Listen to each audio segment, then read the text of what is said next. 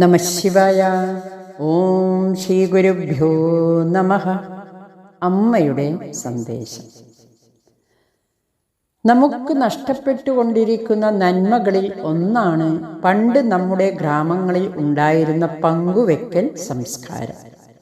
പണ്ട് ഗ്രാമത്തിലെ ഒരു വീട്ടിൽ വിശേഷപ്പെട്ട ആഹാരങ്ങൾ ഉണ്ടാക്കിയാൽ അത് അടുത്തുള്ള വീടുകളിലെല്ലാം കൊണ്ടു കൊടുക്കും. അതുപോലെ ഓരോ വീട്ടുകാരും ചെയ്യും. അവിടെ വെച്ച് ആ കുട്ടികൾ പരസ്പരം ആഹാരം പങ്കുവെക്കും, ആശയങ്ങൾ പങ്കുവെക്കും, ആഗ്രഹങ്ങൾ പങ്കുവെക്കും, സുഖദുഃഖങ്ങൾ പങ്കുവെക്കും. അങ്ങനെ കഴിഞ്ഞൊരു കാലമുണ്ടായിരുന്നു. ഇത്തരം നന്മകളും മൂല്യങ്ങളും നമുക്ക് നഷ്ടപ്പെടുന്നു. മറ്റുള്ളവരുമായി ജീവിതം പങ്കിടുമ്പോഴാണ് വ്യക്തികളുടെയും സമൂഹത്തിൻ്റെയും സന്തോഷം വർദ്ധിക്കുന്നത്. സന്തോഷമായാലും സമ്പത്തായാലും ആശയങ്ങളായാലും നമുക്കുള്ളത് മറ്റുള്ളവരുമായി പങ്കിടുമ്പോഴാണ് നമ്മൾ അധികം സന്തോഷിക്കുന്നത്. നല്ലൊരു ഫലിതം കേൾക്കുന്നുവെന്ന് വിചാരിക്കുക. അത് കേട്ട് നമ്മൾ ചിരിക്കും.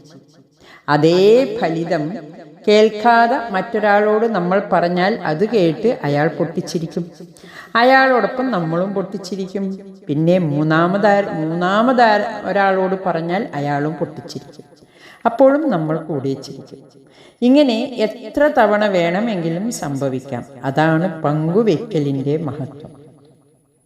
പങ്കുവെക്കുമ്പോൾ സന്തോഷം വർദ്ധിച്ചുകൊണ്ടേയിരിക്കും. എന്നാൽ ദുഃഖത്തിൻ്റെ കാര്യം നേരെ തിരിച്ചാണ്. പങ്കുവെക്കും തോറും ദുഃഖം കുറഞ്ഞുകൊണ്ടേയിരിക്കും. ചിലപ്പോൾ നമ്മൾ ദുഃഖം തന്നെ മറന്ന സ്ഥിതിയാകും. ഒരു കാര്യം പറയാം. ICUവിൽ മരണാസന്നനായി കിടക്കുന്ന വൃദ്ധനായ ഒരു രോഗിയെ ഡോക്ടർ പരിശോധിക്കാനെത്തിയപ്പോൾ രോഗി കരയുന്നതാണ് അദ്ദേഹം കണ്ടത്. ഡോക്ടർക്ക് വിഷമം തോന്നി.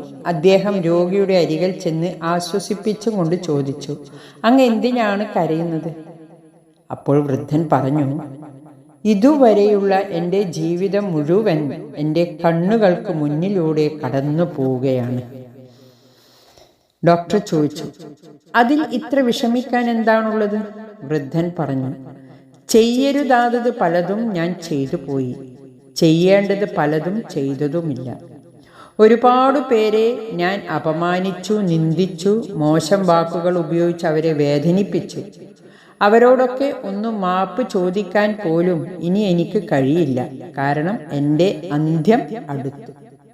ഡോക്ടർ വീണ്ടും ചോദിച്ചു, ഇതൊക്കെ അങ്ങേക്ക് മുമ്പ് ചെയ്യാൻ കഴിയുമായിരുന്നു. എന്താണ് അങ്ങ് ചെയ്യാതിരുന്നത്? വൃദ്ധൻ പറഞ്ഞു, അന്ന് എൻ്റെ പക്കൽ പണമുണ്ടായിരുന്നു, അധികാരവും പദവിയും ഉണ്ടായിരുന്നു. ഒരുപാട് പേരെ സഹായിക്കാൻ എനിക്ക് കഴിയുമായിരുന്നു. പക്ഷേ ഞാനത് ചെയ്തില്ല. എന്തുകൊണ്ട് ചെയ്തില്ല? ഡോക്ടർ ആരാഞ്ഞു. വൃദ്ധൻ മറുപടി നൽകി, എൻ്റെ അഹങ്കാരം അത്രയേറെ ശക്തമായിരുന്നു. മറ്റുള്ളവരെ വേദനിപ്പിക്കുന്നതിൽ എനിക്കൊരു പ്രത്യേക സുഖം ലഭിച്ചിരുന്നു. ഇന്നു മരണത്തെ നേരിൽ കണ്ട് കിടക്കുമ്പോൾ ഞാൻ അതെല്ലാം ഓർത്തു പോകുന്നു. എൻ്റെ ജീവിതം വ്യർത്ഥമായി. സത്പ്രവൃത്തികൾ ചെയ്യാനുള്ള എത്രയോ അവസരങ്ങൾ ഞാൻ പാഴാക്കി. ആ സത്യം ഞാൻ ഇന്ന് തിരിച്ചറിയുന്നു. അതാണ് എൻ്റെ ദുഃഖത്തിന് കാരണം. എൻ്റെ അവസാന ശ്വാസം വരെ എനിക്ക് ഈ ദുഃഖത്തിൽ നിന്ന് മോചനം ലഭിക്കുമെന്ന് തോന്നുന്നില്ല. ഗുരു പറയുന്നു, ഈ പ്രപഞ്ചത്തിൽ പക്ഷികളും മൃഗങ്ങളും പുഴുക്കളുമെല്ലാം ജനിക്കുന്നു, ഇര തേടുന്നു, ഇണചേരുന്നു, ഒടുവിൽ മരിക്കുന്നു. അതിനപ്പുറം ഒരു ലക്ഷ്യവും അവയ്ക്കില്ല. എന്നാൽ മനുഷ്യൻ അവരിൽ നിന്നും വ്യത്യസ്തനാണ്. മറ്റുള്ളവരുടെ വേദനയും ദുഃഖവും അറിയാനുള്ള കഴിവ് ഈശ്വരൻ മനുഷ്യന് നൽകിയിട്ടുണ്ട്. എന്നിട്ടും മറ്റുള്ളവരുടെ ദുഃഖം പങ്കിടാനും അവർക്ക് താങ്ങാകാനും നമ്മൾ തയ്യാറായില്ലെങ്കിൽ നമ്മൾ മനുഷ്യരാണെന്ന് പറയുന്നതിൽ തന്നെ അർത്ഥമില്ല. മറ്റൊരാളെ സഹായിക്കാൻ, ഒരാളുടെ കണ്ണുനീരൊപ്പാൻ, ആശ്വസിപ്പിക്കാൻ നമുക്ക് കിട്ടുന്ന ഒരവസരവും പാഴാക്കരുത്. അല്ലെങ്കിൽ അതോർത്തു പിന്നീട് പശ്ചാത്തപിക്കേണ്ടി വരും. നമ്മളിൽ അധികം പേരും എപ്പോഴും നമ്മളെപ്പറ്റി മാത്രം ചിന്തിക്കുന്നുള്ളൂ.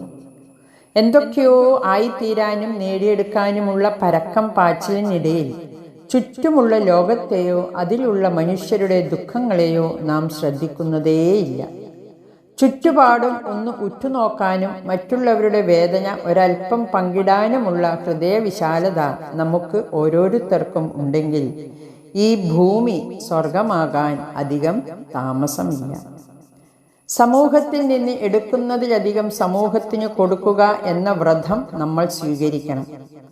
പങ്കുവെക്കൽ നമ്മുടെ ജീവിതത്തിൻ്റെ ഭാഗമായി മാറിയാൽ നമ്മുടെ എത്രയോ പ്രശ്നങ്ങൾ പരിഹരിക്കപ്പെടും.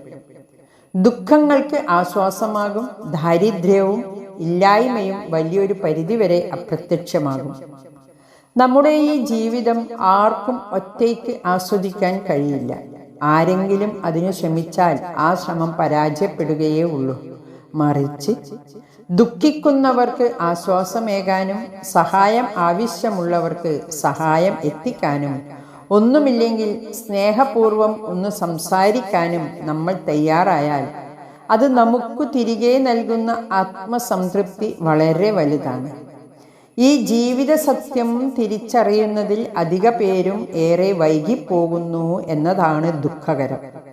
നമുക്കങ്ങനെ സംഭവിക്കാതിരിക്കട്ടെ. ഹരി ഓം നമഃ ശിവായ.